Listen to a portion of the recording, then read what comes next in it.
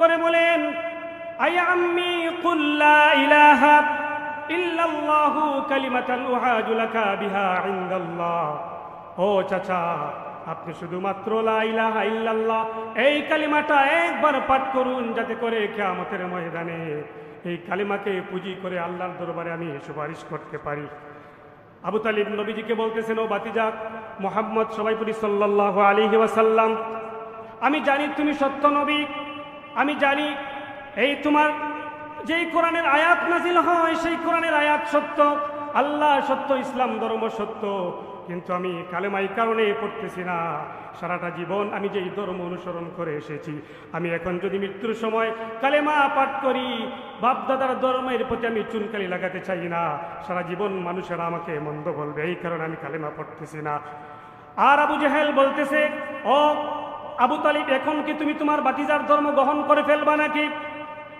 অনেক চেষ্টা করতেছেন নবীজি আবু তালিবকে হেদায়েত দেওয়ার জন্য, কিন্তু কোনোভাবেই যখন চেষ্টা করে যখন ফল পাচ্ছেন না, তখন নবীজি বলতেছেন, লা আস্তাগফিরান্না লাকা মা লাম উনহা আনহু। ও চাচা, আমার আল্লাহ রাব্বুল আলামিন যতক্ষণ পর্যন্ত আমাকে বাধা না দিবেন ততক্ষণ পর্যন্ত আপনার জন্য আমি হেদায়েতের দোয়া করতে থাকব। নবীজি আবু তালিবের জন্য ক্ষমা প্রার্থনা করতেছেন, আর আল্লাহ রাব্বুল আলামিন জানিয়ে দিলেন, ও নবী, আপনার জন্য এটা শুভনীয় নয়, কোন মুশরিকের জন্য আপনি ক্ষমা প্রার্থনা করবেন। কোরআনের আয়াত নাজিল হয়ে গেল, মা কানা লিন-নবী ওয়াল্লাযীনা আমানু আন ইস্তাগফিরু লিল-মুশরিকিনা ওয়ালাউ কানু উলি কুরবা মিন বা'দি মা তাবায়্যানা লাহুম আন্নাহুম আসহাবুল জাহিম। আল্লাহ রাব্বুল আলামিন জানিয়ে দিলেন, রাসূল ও মুমিনের জন্য এটা শুভনীয় নয় যে কোনো মুশরিকের জন্য ক্ষমা প্রার্থনা করবে। আল্লাহর পক্ষ থেকে নির্দেশ হয়ে গেল যে মুশরিকের জন্য ক্ষমা প্রার্থনা করা যাবে না।